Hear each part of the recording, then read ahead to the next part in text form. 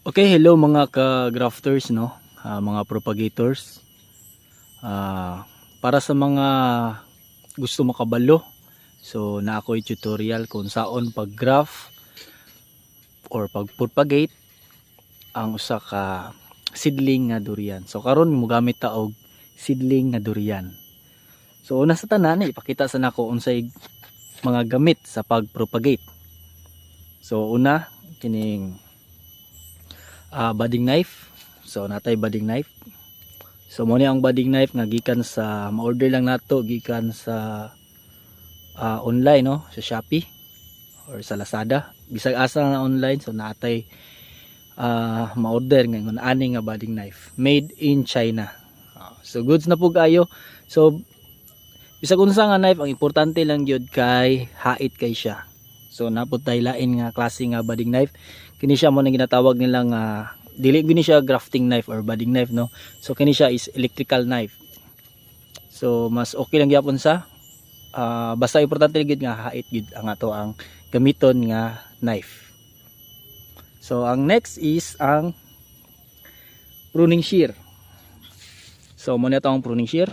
So ang gamit sa pruning shear mo ni pangkuha na tog sayon, pangkat sa mga sanga o pangtanggal sa mga dahon. So ang next kay ang budding tape. So ang budding tape or grafting tape, so mo ni siya makakapalit gyapon ta ni online. So ang nakanindot ani is stretchable na pud siya, tapos naka-ready na pud siya nga dali ra igo ra ka mo putol mukat na ra gid nimo ikay mo decision kung sa ka taas ang imong putlon. So natay budding tape.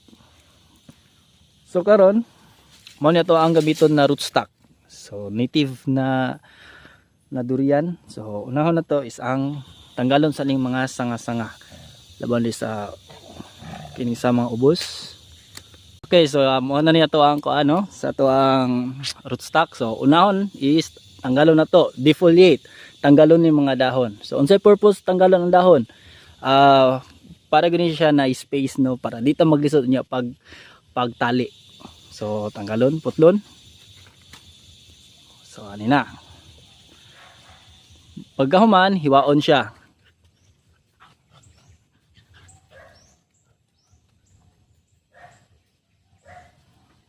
Okay, nakahiwa na siya. Okay, kahiwa. So next na to i-prepare ang sayon. So mao ni ato ang sayon. Gikan sa kuan siya nga puyat nga variety.